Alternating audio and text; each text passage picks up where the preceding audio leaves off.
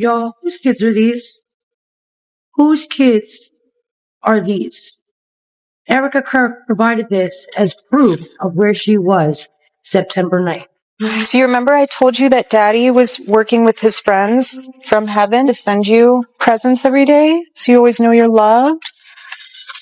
See? This is Sesame Street. It is. Sesame Street. I know, it's Sesame Street, but all these are for you, baby. So now that Charlie Kirk's parents finally claim they have proof confirming everything they suspected about Erika, things have taken a serious turn. According to reports, Erika has allegedly banned them from seeing the kids and may even be preparing to request a protective order against them. If you've been following the Charlie Kirk saga, then you already know the long-standing speculation that Charlie may not have actually fathered the children he was believed to share with Erika. Charlie's parents have always believed that a DNA test would eventually prove them right. What they didn't expect, however, was Erika cutting them off completely before they ever had the chance to confront her. Now, they're taking the matter to court, refusing to let Erika control the narrative or have the final word. And now everyone's asking the same question. Did Erika plan to shut Charlie's parents out all along, or is she trying to hide something even bigger?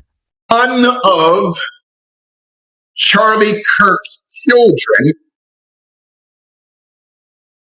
is not his. Okay, so for months now, people all over the internet have been calling on Charlie's parents to demand a DNA test for the kids. At first, many felt that was cruel. Asking something like that of a grieving widow seemed heartless. But as Erika's behavior began to look more and more suspicious, Charlie's parents were finally forced to confront a truth they had been avoiding for a long time. And that's when insiders say they started seriously pushing for the DNA test. Because there's a difference between a widow eventually moving on after a tragic loss and launching what many describe as a full-blown grief tour. Fireworks, pyrotechnics, music, rest stops started to look less like mourning and more like a celebration of Charlie's death. For Charlie's parents, it wasn't just disrespectful to their son's memory, it felt like a slap in the face, almost as if Erika had forgotten that Charlie left behind people who knew him, loved him, and supported him long before she ever came into his life. And those same people were now being forced to sit back and watch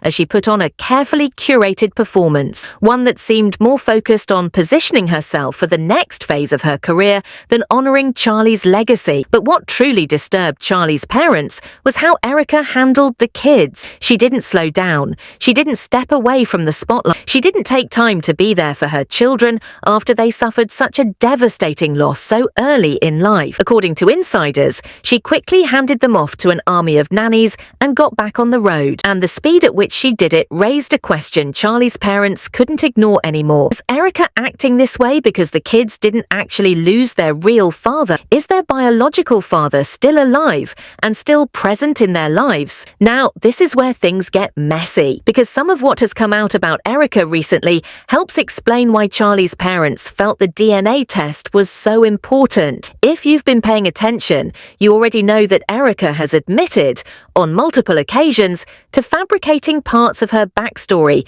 to convince Charlie that she was the perfect woman for him. That's not speculation.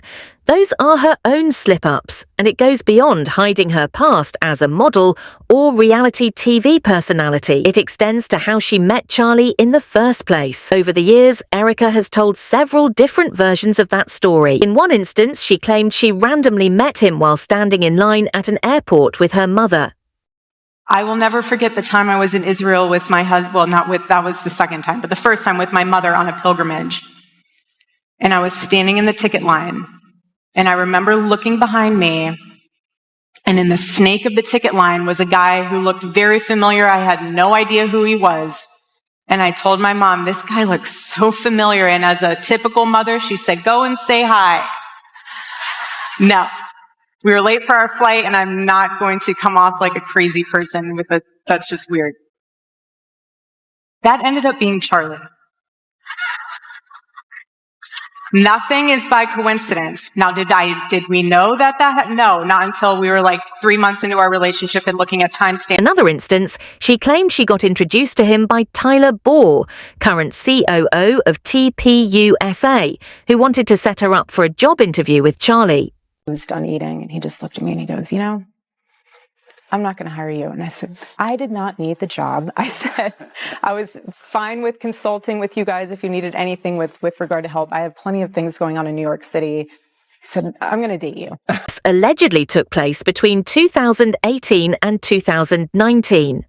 However, based on publicly available information, there's a strong possibility that Erika already knew who Charlie was as far back as 2015, even if he didn't know her yet.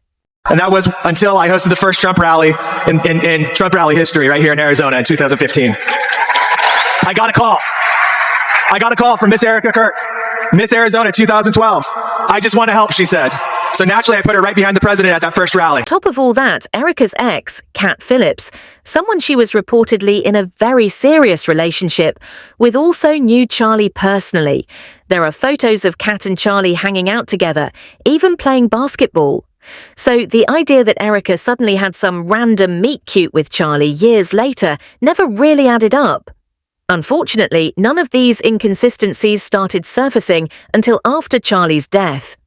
By then, his parents had gone from quietly questioning what felt off about Erika to asking a much bigger question.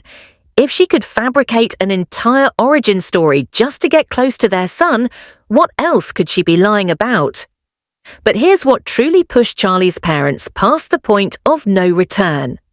As many people now know, Erika had been in multiple relationships before marrying Charlie, despite repeatedly claiming he was the first man she ever dated.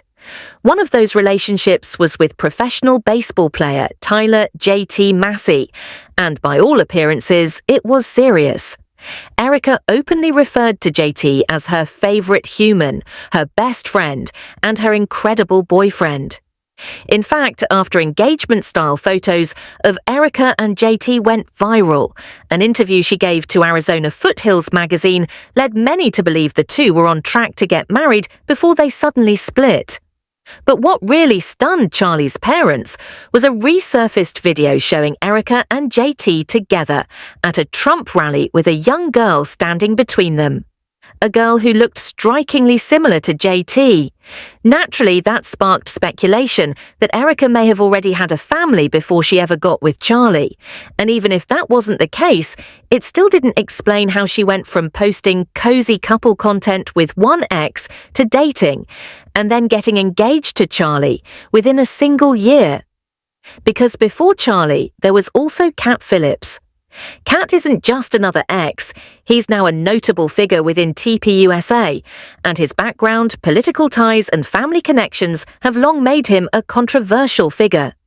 Rumours have even circulated that he played a role in events surrounding Charlie's downfall. But the biggest red flag wasn't the rumours, it was timing.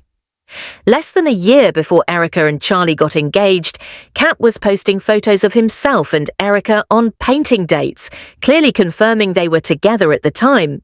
Yet here's where it gets even stranger. Around the same time Erika and Charlie welcomed their first child, Kat also announced that he had just had a baby of his own.